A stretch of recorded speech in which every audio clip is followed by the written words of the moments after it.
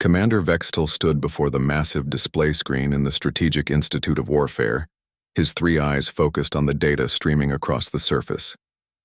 The information came from a small blue planet in a distant spiral arm of the galaxy, a world the inhabitants called Earth. The Galactic Council had intercepted strange radio signals from this world, signals that spoke of something the Council found deeply disturbing. The Zephyrian Empire had ruled over 43 star systems for nearly 2,000 years, and in all that time, they had never encountered a species quite like the humans. Most civilized races fought small conflicts over resources or territory, usually ending after a few hundred casualties, when one side surrendered. War was considered a failure of diplomacy, something to be avoided at all costs. But these humans were different. Vextel had assembled his best team to study the intercepted transmissions. Sub-Commander Kethra specialized in analyzing primitive warfare tactics, while Scholar Nimbus understood how different societies approached conflict. Together, they would try to understand what made these humans so unusual. The first transmission they studied was labeled by the humans as a documentary about something called World War II. Vextel expected to see a simple tribal dispute, maybe a few thousand warriors fighting over hunting grounds or water rights. What he saw instead made his skin change color with shock. The screen showed massive metal machines rolling across entire continents, while flying vehicles dropped explosive devices from the sky. Millions of humans moved in coordinated formations, carrying weapons that could kill from vast distances. The scale was beyond anything the Zephyrians had ever witnessed. Kethra paused the transmission and pointed at the numbers displayed on the screen. Commander, according to this data, over 70 million humans died in this single conflict, she said, her voice trembling. That's more than the entire population of most civilized worlds. The documentary continued, narrated by a human historian named Jake Morrison. His calm voice described battles involving hundreds of thousands of soldiers, cities reduced to rubble, and entire nations mobilizing every citizen for war. Morrison spoke of something called total war, where entire populations became targets, and every factory, farm, and resource was turned toward destruction. Scholar Nimbus made notes on his electronic pad, his tentacles moving rapidly across the surface. Commander, this contradicts everything we know about civilized warfare, he said. These humans didn't just fight over resources or territory. They fought over ideas, over political systems, over the right to exist.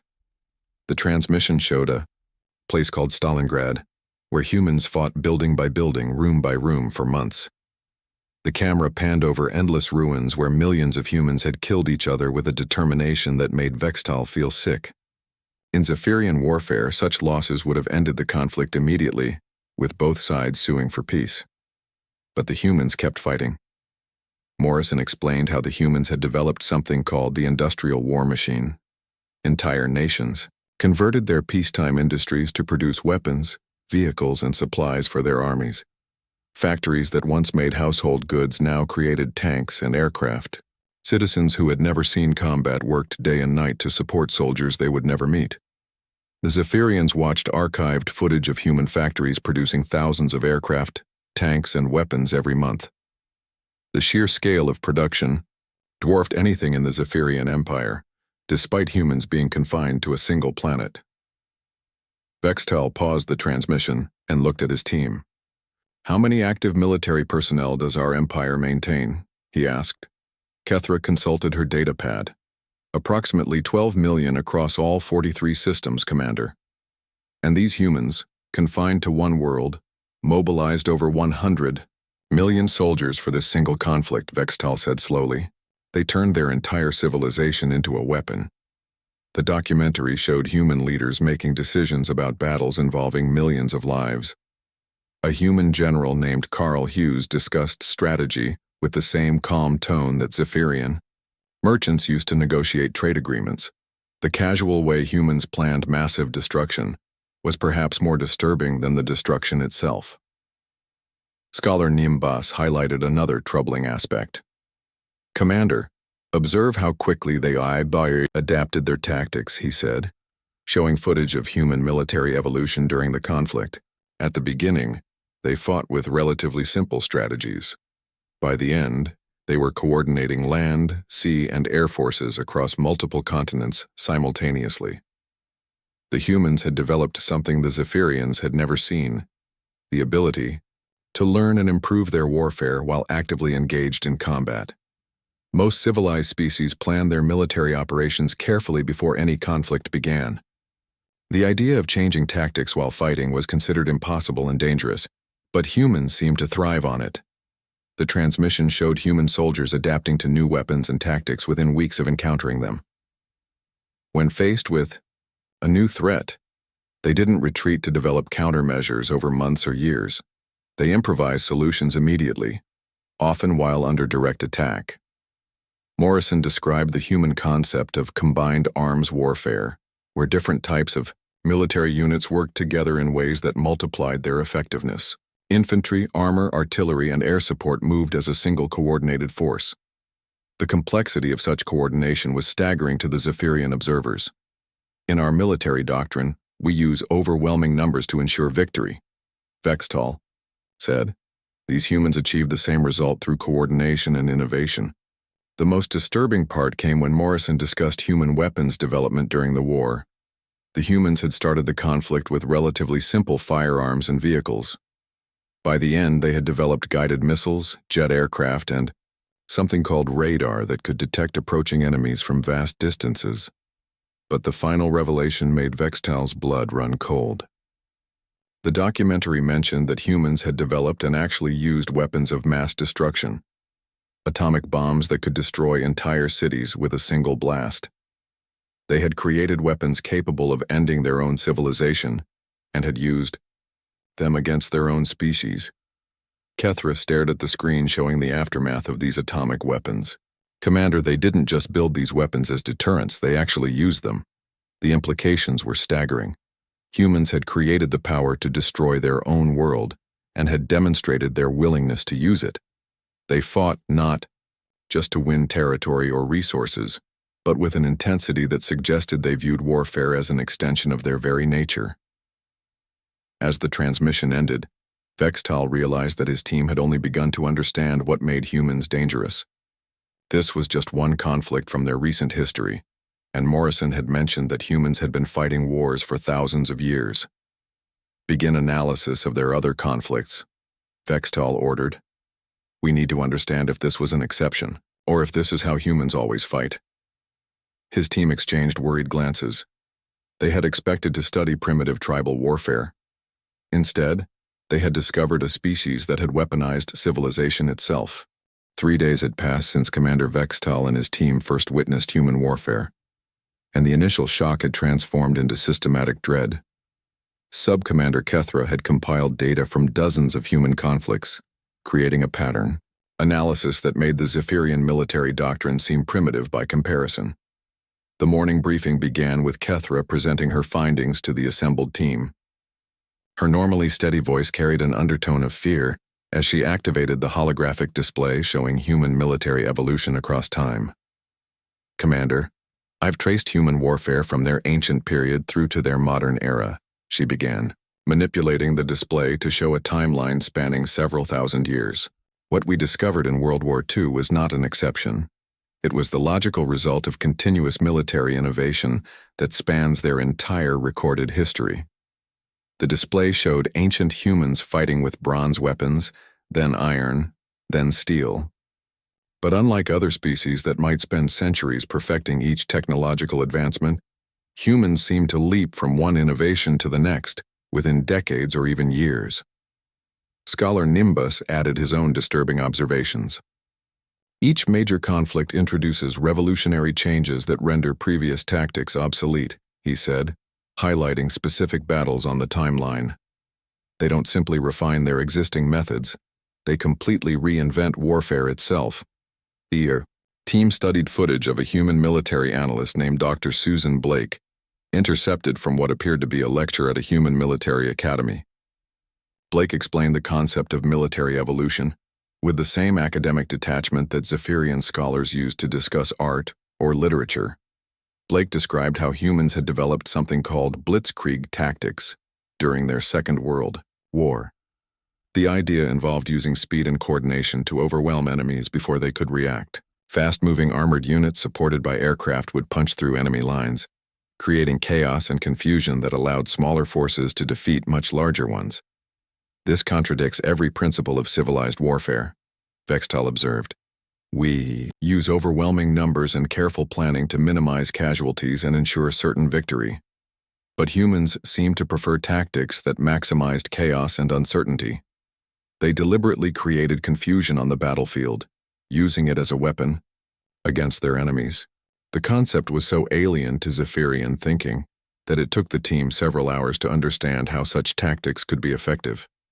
The analysis revealed even more disturbing innovations.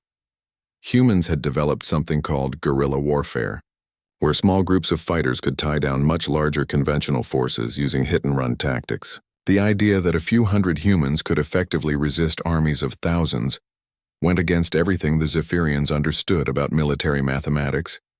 Kethra showed footage of human conflicts in Vietnam and Afghanistan, where technologically, superior forces had been defeated by what humans called asymmetric warfare.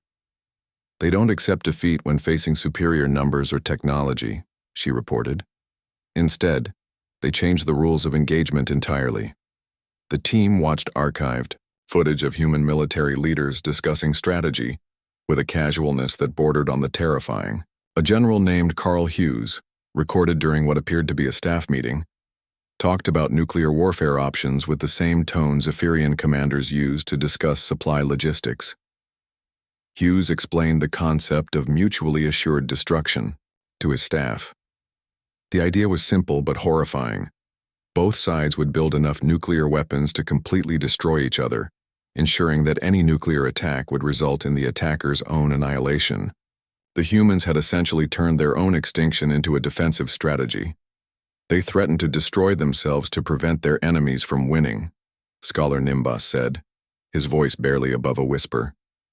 The psychological implications are staggering. The Zephyrians had never encountered a species willing to risk its own survival as a military tactic.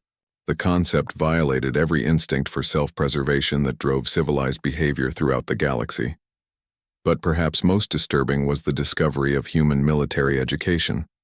Unlike other species that trained warriors only when necessary, humans maintained permanent institutions dedicated to the study of warfare. They had academies, colleges, and research institutes that did nothing but analyze combat and develop new strategies. The intercepted transmissions showed human officers studying battles from thousands of years ago, learning lessons from ancient conflicts to apply to modern warfare. They treated military history like a science, constantly seeking new insights that could provide advantages in future conflicts. Dr. Blake's lecture continued with an analysis of human naval warfare evolution. She described how humans had progressed from wooden ships powered by wind to steel vessels powered by nuclear reactors, all within a few centuries. The speed of innovation was unprecedented in galactic history. They don't just adapt existing technologies for military use, Kethra observed. They develop new technologies specifically for warfare, then adapt them for civilian purposes. The team discovered that many human civilian technologies had military origins. The global communication network that allowed them to coordinate across their planet had been developed for military command and control. Their space program had begun as a weapons delivery system. Even their medical advances often came from treating battlefield injuries. Scholar Nimbus presented perhaps the most chilling discovery. "Commander, I've analyzed their military organizational structure," he said, displaying charts that showed human military hierarchies. "They've created a professional warrior class that exists during peacetime, continuously preparing for wars that may never occur. The Zephyrians maintained small defensive forces that activated only when threatened. The idea of permanent military establishments that trained and planned for theoretical conflicts was alien to their thinking. The human military system included something called joint operations, where different branches of their armed forces coordinated seamlessly. Land, sea, air, and even space-based assets worked together in ways that multiplied their effectiveness far beyond the sum of their individual capabilities.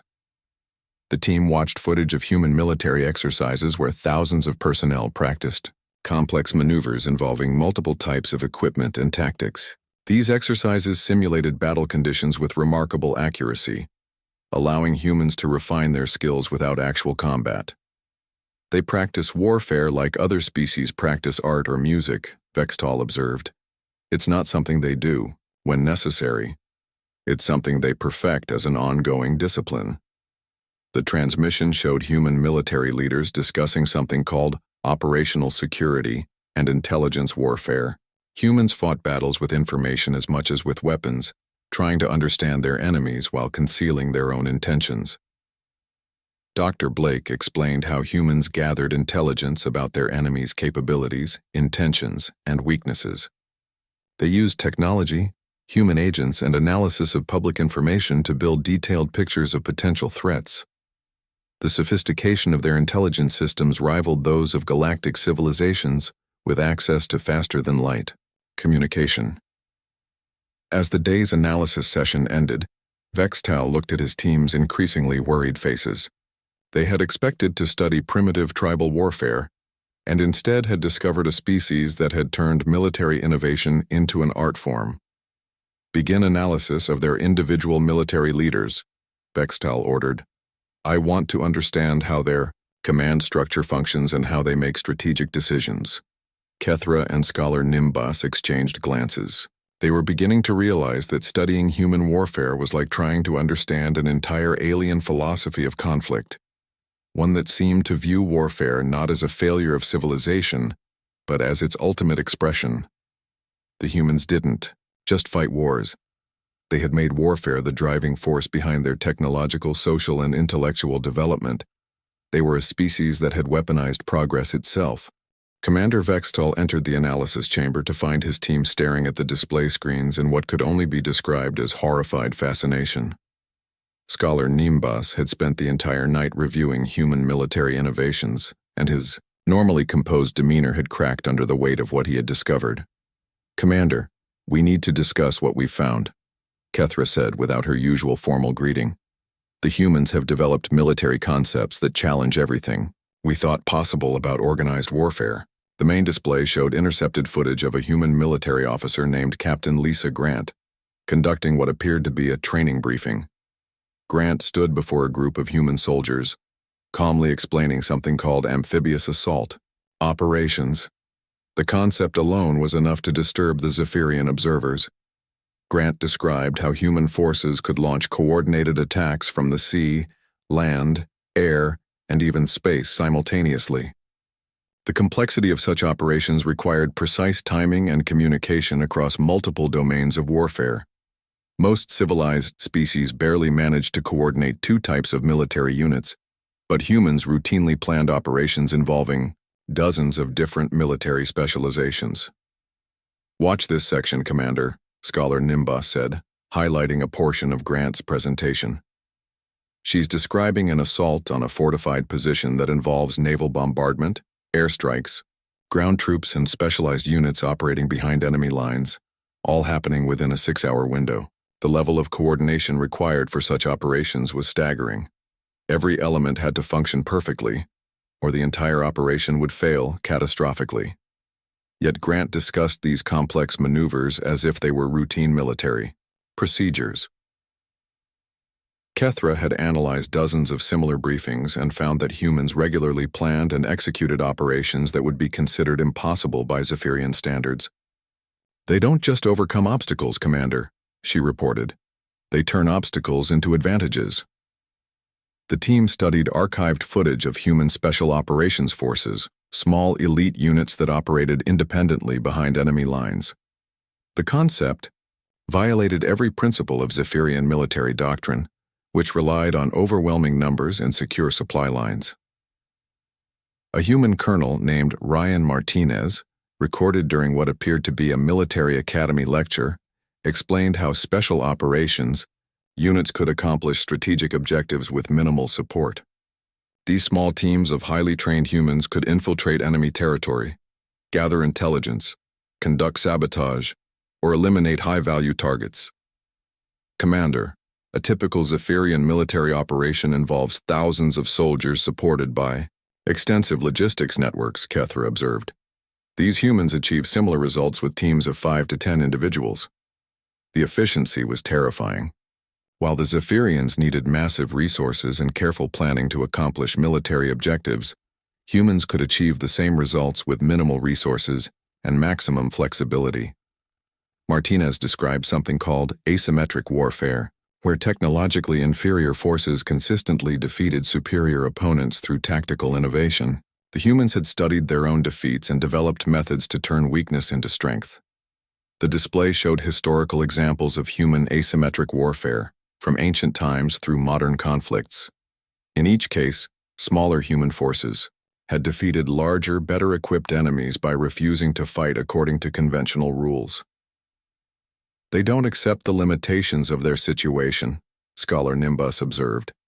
When faced with superior enemies, they change the nature of the conflict itself. The team discovered that humans had developed detailed doctrines for unconventional warfare that included psychological operations, economic warfare, and information campaigns designed to destroy enemy morale and capability without direct military confrontation. But perhaps most disturbing was the discovery of human Civil War documentation. Major Patricia Davis, speaking at a military conference, discussed how humans had fought some of their bloodiest conflicts against their own species.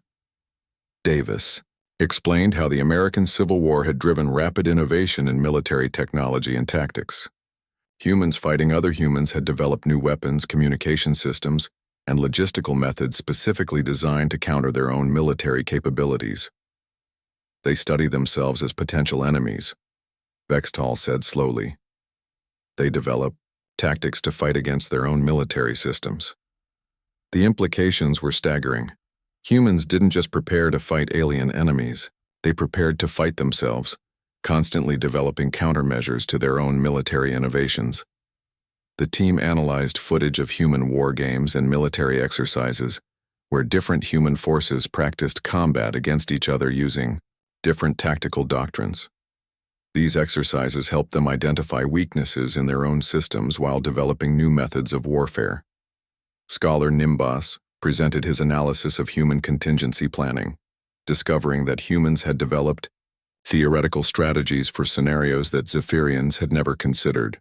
They had plans for fighting in zero gravity, underwater combat, Arctic warfare, and even theoretical strategies for interplanetary conflicts. Commander, they've never encountered alien life, yet they have detailed doctrines for fighting in environments and situations they've never experienced, he reported. They plan for wars that may never happen against enemies they've never met. The display showed human military manuals covering everything from desert warfare to urban combat to fighting in electromagnetic pulse environments. The breadth of their strategic planning covered every conceivable military scenario. Kethra had discovered something even more disturbing in the human military documentation. They have contingency plans for fighting after their civilization collapses, she reported. They've developed strategies for continuing military operations even if their government and infrastructure are destroyed. The humans had created something called continuity of operations planning that ensured their military forces could continue fighting independently, even if cut off from central command. The idea of military units operating autonomously after their nation ceased to exist was beyond Zephyrian comprehension. Captain Grant's briefing continued with a discussion of multi-domain warfare, where humans coordinated military operations across land, sea, air, space, and cyberspace simultaneously. The complexity of managing warfare across 5 different domains required technological and organizational capabilities that rivaled those of advanced galactic civilizations. They're fighting wars in dimensions we barely understand, Bextal observed. They've weaponized information, communication, and even the electromagnetic spectrum itself. The team studied footage of human cyber warfare capabilities, discovering that humans could attack enemy communications, disrupt their technology, and even manipulate their information systems without physical contact. The concept of warfare conducted entirely through electronic systems was revolutionary. Scholar Nimbus presented the most troubling discovery of all. Human military innovation appeared to be accelerating. Commander, the rate of tactical and Technological development is increasing with each generation, he reported. They're not just maintaining their military capabilities, they're exponentially improving them. The data showed that human military technology advanced faster during wartime, but even during peaceful periods, they continued developing new weapons, tactics, and strategies. They treated military preparation as a continuous process rather than something activated only during conflicts.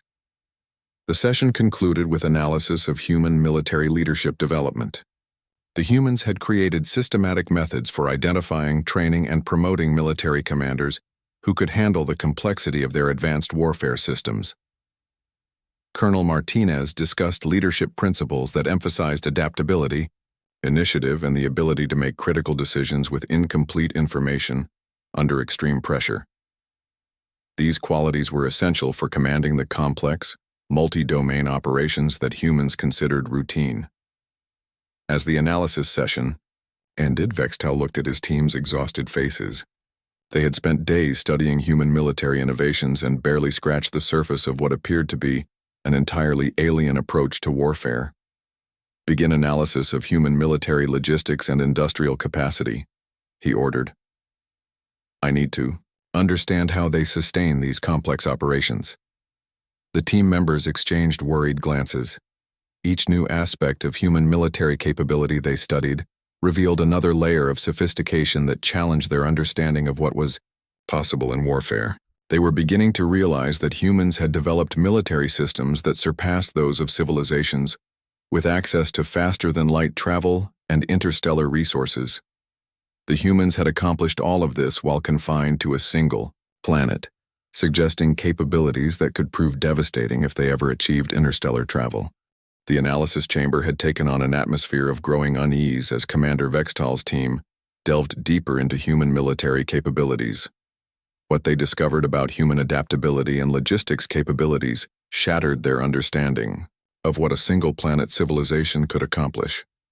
Sub-Commander Kethra had spent the previous day analyzing intercepted footage of human military training programs, and her report began with a revelation that made the entire team uncomfortable. Commander, humans can transform civilians into effective soldiers in a matter of months, she announced. Our own military training programs require several years to achieve similar results. The display showed archived footage of Sergeant Kevin Parker conducting basic training for new human recruits. Parker took ordinary civilians with no military experience and systematically transformed them into disciplined soldiers capable of complex battlefield operations in just 16 weeks. The speed of this transformation was unprecedented in galactic military history. Most civilized species required years of training to prepare individuals for combat, and even then, newly trained soldiers needed extensive battlefield experience before becoming truly effective. But humans seem to have perfected rapid military education. Parker's training program combined physical conditioning, weapons training, tactical instruction, and psychological preparation into an intensive course that produced competent soldiers faster than the Zephyrians had thought possible. Observe their training methodology, Commander, Scholar Nimbus said, highlighting specific sections of the footage. They don't just teach military skills, they fundamentally alter the psychological makeup of their recruits. The team watched as Parker's training program systematically broke down civilian thinking patterns and rebuilt them according to military requirements. The process created individuals capable of functioning effectively under extreme stress while maintaining unit cohesion and tactical discipline. What made this even more disturbing was that humans could scale this process to train millions of soldiers simultaneously. During their world wars, they had mobilized entire populations, converting peaceful societies into military forces within months. Kethra presented analysis of human battlefield adaptability that challenged everything. The Zephyrians thought they knew about combat psychology. Commander, humans demonstrate the ability to modify their tactics in real time while under direct enemy fire, she reported. They learn from their mistakes during active combat and implement improvements immediately. The display showed footage of human forces adapting to new threats during major battles. At Guadalcanal, human Marines encountered Japanese tactics they had never faced before and developed countermeasures within days. At the Battle of the Bulge, human forces surprised by German innovation reorganized their entire defensive strategy while the battle was still raging. This real-time adaptation violated everything Zephyrians understood about military psychology. Combat was supposed to be stressful and chaotic, preventing clear thinking and tactical innovation. But humans seemed to thrive in chaotic environments, using the stress of combat to accelerate their learning and adaptation. Scholar Nimbas presented his analysis of human logistics capabilities, beginning with a statement that made Vextal's skin change color with alarm. Commander, human logistical capacity exceeds that of most galactic civilizations, despite being confined to a single planet.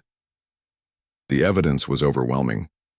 During World War II, humans had simultaneously conducted military operations across multiple continents while maintaining complex supply chains that spanned their entire planet.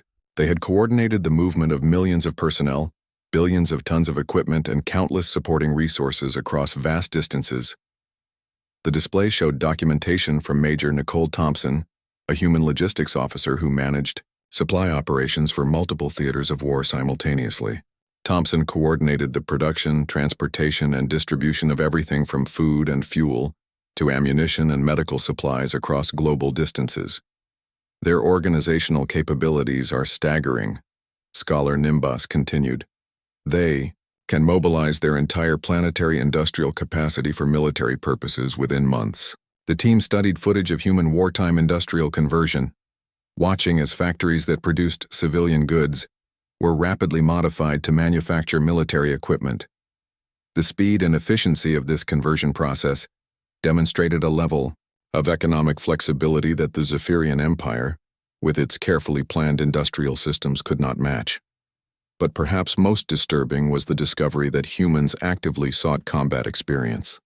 Unlike other civilized species that viewed warfare as an unfortunate necessity, humans maintained volunteer military forces and conducted elaborate training exercises designed to simulate battlefield conditions.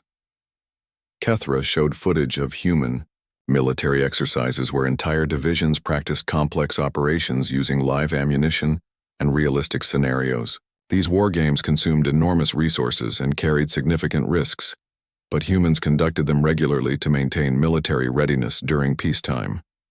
They train for wars that may never occur, she observed. They maintain combat skills, even when there are no immediate threats to their civilization. The concept was alien to Zephyrian thinking. The Empire activated military forces only when threatened and demobilized them immediately after conflicts ended. The idea of maintaining large military establishments during peaceful periods seemed wasteful and potentially destabilizing.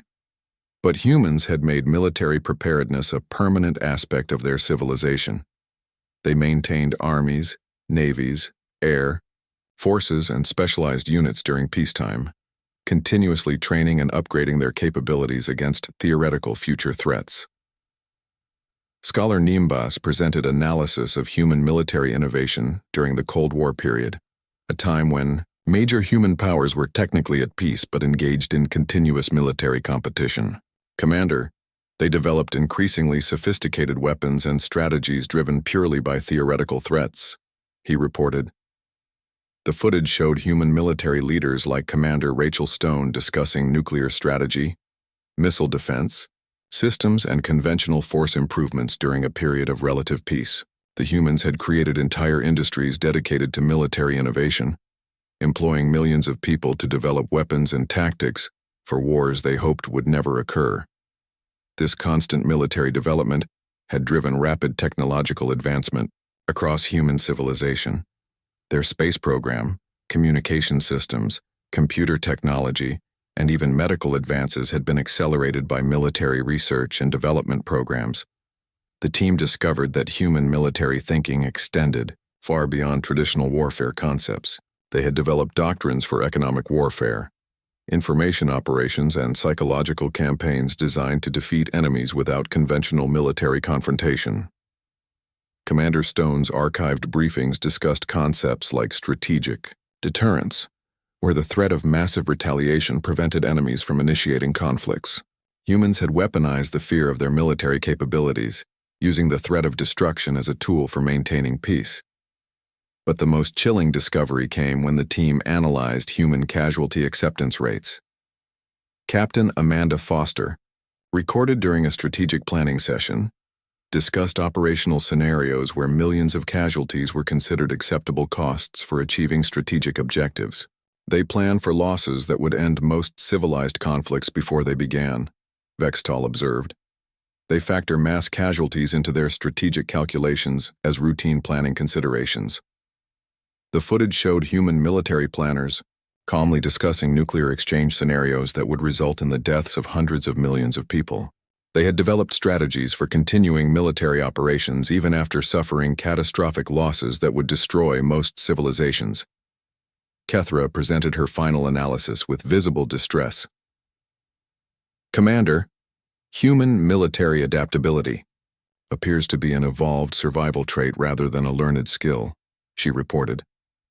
They demonstrate consistent patterns of rapid adaptation across all their conflicts regardless of technology level or historical period. The evidence suggested that humans had evolved specifically for warfare. Their psychological makeup, social organization, and technological development all appeared optimized for military conflict. They didn't just fight wars. They had made warfare the driving force behind their entire civilization.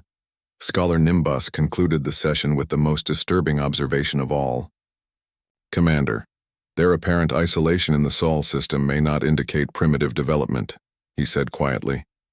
It may indicate that they eliminated all competition in their local space.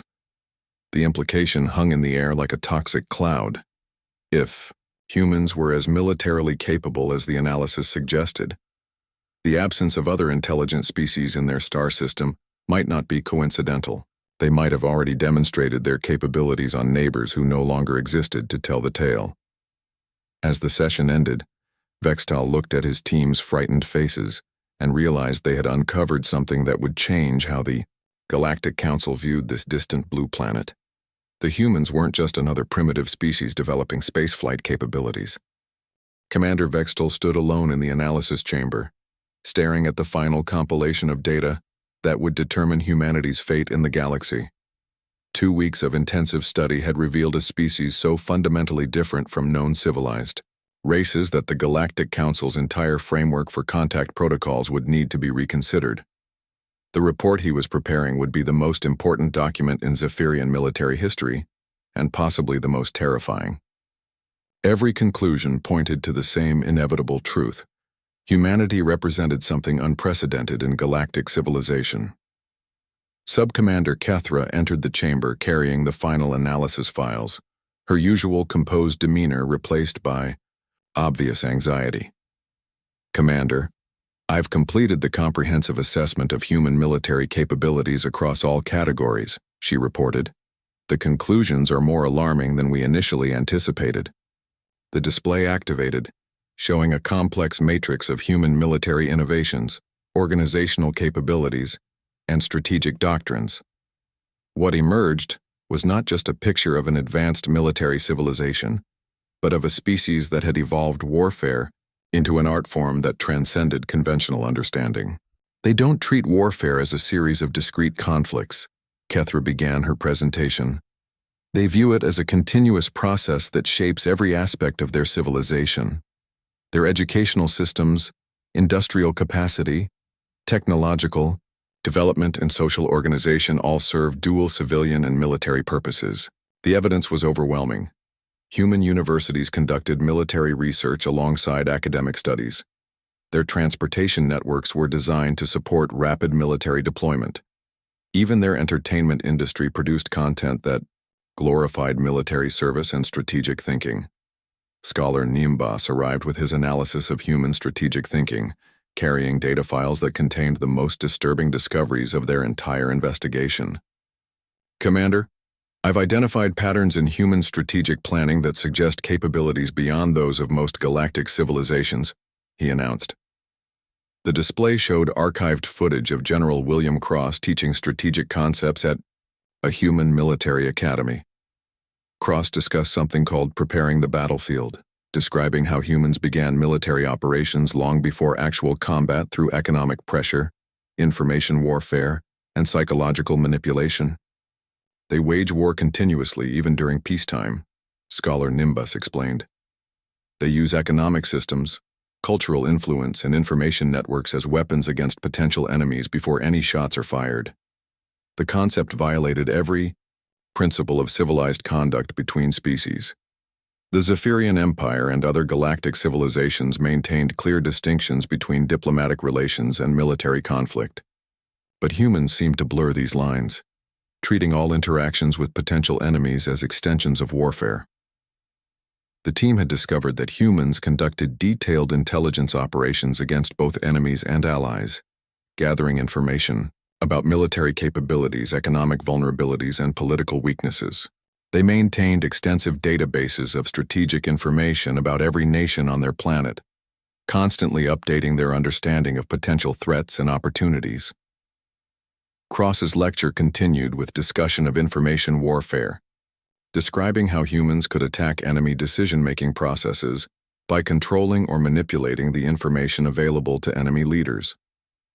They had weaponized truth itself, using accurate information selectively to achieve strategic objectives. They understand that victory in warfare often comes from superior information rather than superior weapons, Vextal observed. They've made intelligence gathering and analysis a core military capability. But the most chilling aspect of human strategic thinking was their acceptance of massive casualties as routine military planning considerations. Captain Amanda Foster, recorded during a strategic planning session, discussed nuclear warfare scenarios with the same professional detachment that Zephyrian commanders used for supply logistics. Foster explained how humans had calculated acceptable loss ratios for various strategic objectives, determining in advance how many of their own people they were willing to sacrifice to achieve military goals. The numbers were staggering. Millions of casualties were considered acceptable costs for strategic victories. Commander, they plan for losses that would constitute existential threats to most civilizations, Kethra reported. They've developed strategies for continuing military operations after suffering casualties that would effectively end other species' ability to fight. The display showed human contingency plans for fighting wars after suffering nuclear attacks that would destroy major cities and kill millions of people. They had created distributed command structures and hidden resource stockpiles that would allow them to continue military operations even after catastrophic damage to their civilization. Scholar Nimbus presented the final piece of their analysis: human technological development patterns. Commander, human military innovation appears to accelerate during conflicts but continues at high rates even during peaceful periods, he reported. They've created self-sustaining systems for continuous military advancement. The evidence showed that humans had developed entire industries dedicated to military research and development. They employed millions of people whose only job was to imagine new ways to fight wars and develop technologies to support those concepts. Unlike other civilizations that developed military technology in response to specific threats, humans created weapons and tactics for threats that might never materialize. They had contingency plans for fighting in environments they had never experienced against enemies they had never encountered. The most disturbing discovery was that human military advancement was accelerating. Each generation of human military technology was more sophisticated than the last, and the time between innovations was decreasing. They were approaching technological capabilities that rivaled those of established galactic civilizations.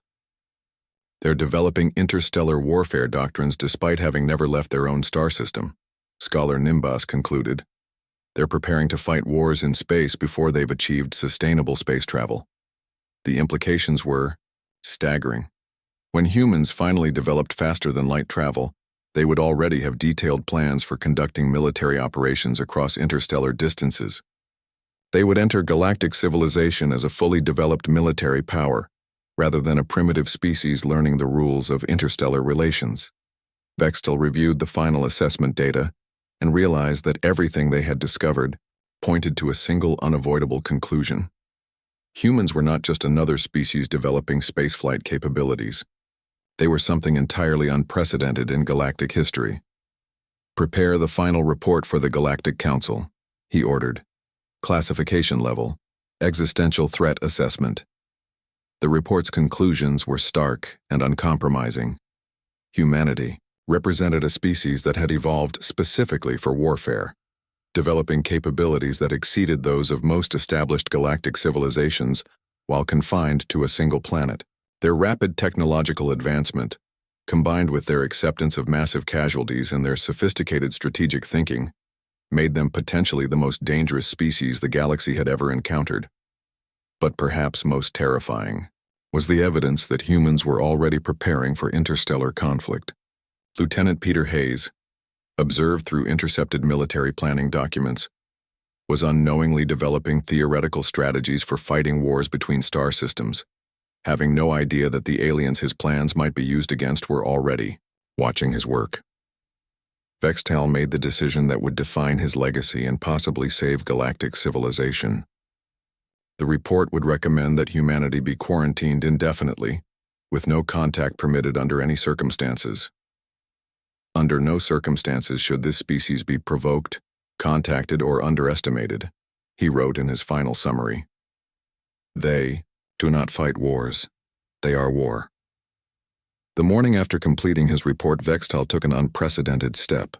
He destroyed all copies of the research data except for a single sealed file, marked with a simple warning label that would ensure future generations understood the magnitude of what they had discovered.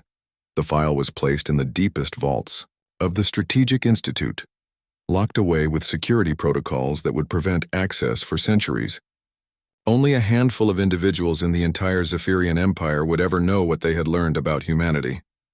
As Vextal left the analysis chamber for the final time, he carried with him the knowledge that somewhere in the galaxy, on a small, blue planet, a species unlike any other was preparing for wars that hadn't been imagined yet.